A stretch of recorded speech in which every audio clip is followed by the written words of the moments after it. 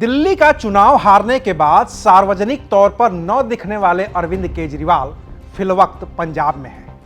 Party कह रही है कि वो पंजाब इसलिए गए हैं ताकि विपश्यना कर सकें। लेकिन सवाल उठ रहे हैं कि क्या अरविंद केजरीवाल वाकई विपश्यना करने के लिए ही पंजाब गए हैं या फिर अरविंद केजरीवाल के पंजाब में होने के राजनीतिक निहितार्थ भी हैं, जहां मुख्यमंत्री भगवंत मान को किसान आंदोलन समेत कई दूसरी चुनौतियों का सामना करना पड़ रहा है और इससे निपटने के लिए उन्हें अरविंद केजरीवाल की मदद की जरूरत है। तो अरविंद केजरीवाल के दिल्ली छोड़कर पंजाब में होने के क्या मायने हैं, चलिए इसको समझने की कोशिश करते हैं। दिल्ली चुनाव हारने के बाद अरविंद केजरीवाल अब तक सिर्फ 3 मौकों पर सार्वजनिक तौर पर दिखाई दिए हैं।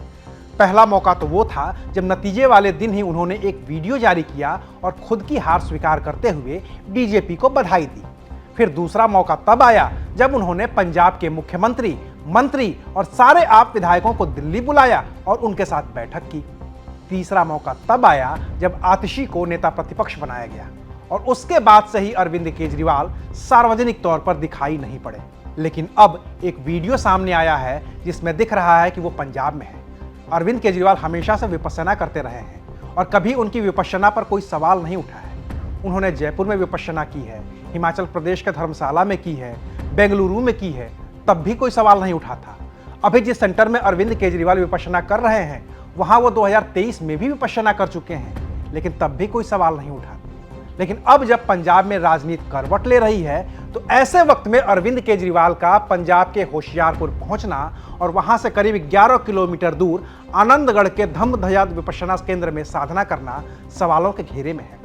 इसकी वजह सिर्फ इतनी सी है कि विपश्यना एक आध्यात्मिक साधना है जिसमें देश दुनिया की तमाम बातों से दूर एक साधक के तौर पर 10 दिन गुजारने पड़ते हैं। बाहरी दुनिया से कोई संपर्क नहीं रखना होता है, ना कोई मोबाइल, ना इंटरनेट, ना ही सोशल मीडिया, सिर्फ साधक और उसकी पूरी साधना। लेकिन जब पंजाब में किसानों का आंदोलन अपने चरम पर है, जब पंजाब में अरविंद केजरीवाल के बनाए मुख्यमंत्री भगवंत मान को हर रोज सियासी चुनौतियों का सामना करना पड़ रहा है, जब किसान नेता जगजीत सिंह डल्लेवाल के अनशन के 100 दिन पूरे हो चुके हैं और जब पंजाब के किसानों ने आंदोलन को और भी ज्यादा धार देने की चुनौती दे रखी है, तो इस मुश्किल वक्त में अरविंद केजरीवाल कैसे पंजाब में रहते हुए भी खुद को इन सबसे दूर रख पाएंगे।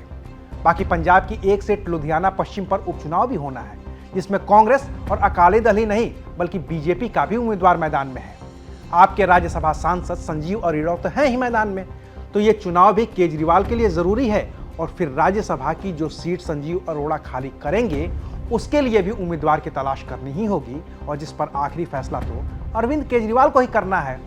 अब वो इस राज्यसभा सीट के लिए अपना नाम तय करते हैं या मनीष सिसोदिया का या फिर किसी और का, ये तो वो जाने, लेकिन तय उन्हीं को करना है।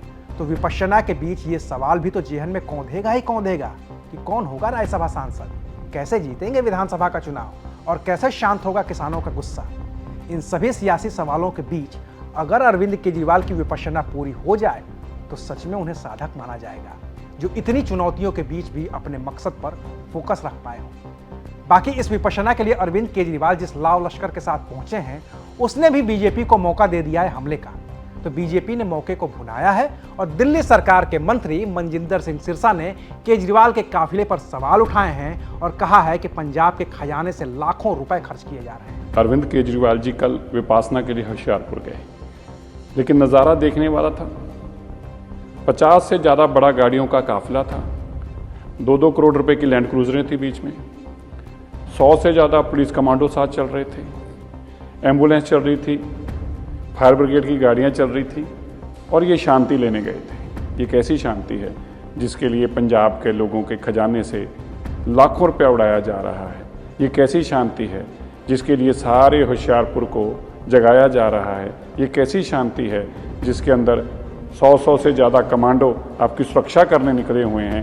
अरविंद केजरीवाल जी वो मसीहा बनकर निकले थे जो वैगनार में घूमते थे और जैसे ही सत्ता मिली अपना असली रंग दिखाया। अब विपासना के लिए भी उनको 100 कमांडो चाहिए, 50 गाड़ियों का काफिला चाहिए, इससे कम में उनकी विपासना भी नहीं होती। बाकी तो भगवंत मान अपने तय कोशिश कर ही रहे हैं कि पंजाब की राजनीति संभल जाए। अब वो अकेले इस राजनीति को संभाल लेंगे या फिर उन्हें अरविंद केजरीवाल की मदद लेनी ही होगी, ये तो वक्त बताएगा। तो वक्त का इंतजार करिए और देखते रहिए अनकट।